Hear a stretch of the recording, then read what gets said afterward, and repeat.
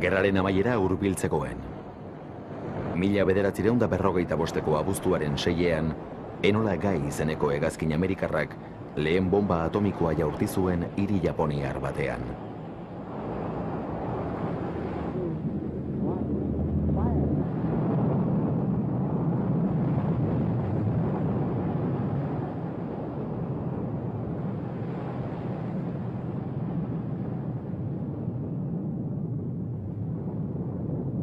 Estrinekoz, Gernikan erabilitako horrore esperimentala berriz ere.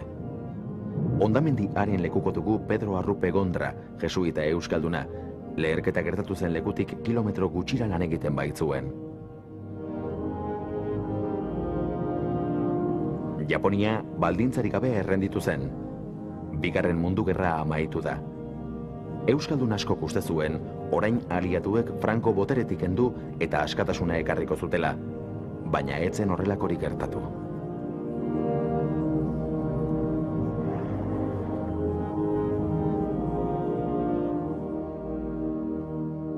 Gudari euskaldunek besteen lurra defendatzen jarraitu zuten, beraiena beti gogoan izanik.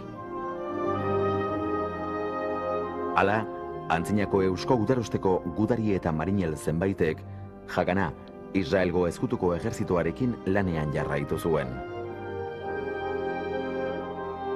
Espainia, Frantzia eta Alemaniako konzentrazio zelaietan egondako errefuxiatuak Famagustako gune ingelesera eraman zituzten.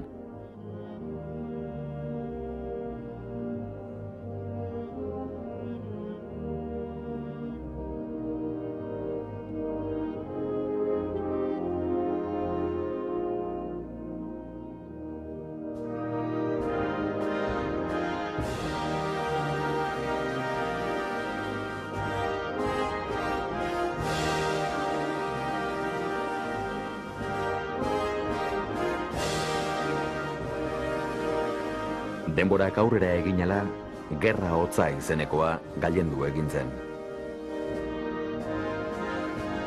Franco eta komunismoaren artean erabakia garbia zen.